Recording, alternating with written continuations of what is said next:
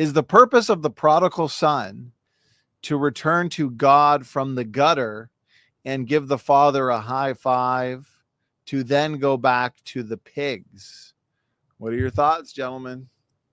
So the prodigal son is Israel and is a microcosm. Okay. And so the nation of Israel should repent. However, the self-righteous father represents those that don't want to accept that call. Now you want to go with the high five thing and then go back to the pigs. So this is the issue. The purpose deals with author's intent and what's the message for the parable and the intention of the father and all of that stuff. And so one can have the purpose that, okay, I want you to be restored, but you know what? He's free if he wants to go eat pig food, but how many people want to eat pig food?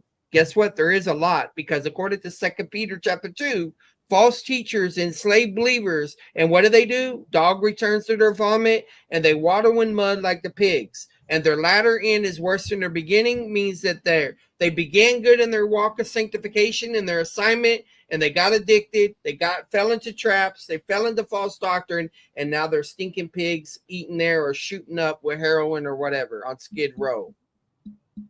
Yeah, and I would just quickly add that actually the purpose of the prodigal son is not even, we look at it wrong. First of all, we think the word prodigal somehow means like one who's wayward and lost. Actually, prodigal means one who's wasteful and lavish. He's prodigal not because he's left, but because he was wasting. But the person, the people who are it's directed at are the self-righteous Pharisees. So his point is, you're angry that I'm being gracious to people who have come back to me. That's the actual point. So this isn't actually about salvation like from hell at all. This is about Jesus is justifying why he's calling people back to him. And it's these people have come to their senses and they're like, dude, I'm going to go back here where I don't have an inheritance anymore, but better to be home than to be this. So Jesus is showing off how gracious he is. Even those people don't deserve it, I'm still going to lavish on them, which is what I'm doing. You guys are getting mad about as I'm hanging out with the prostitutes and the sinners. And that's what he's talking about. So the irony, my dear Eastgate, is yet again, you are showing to be like the Pharisee who wants to shut down and say those wicked, evil people, they aren't good enough.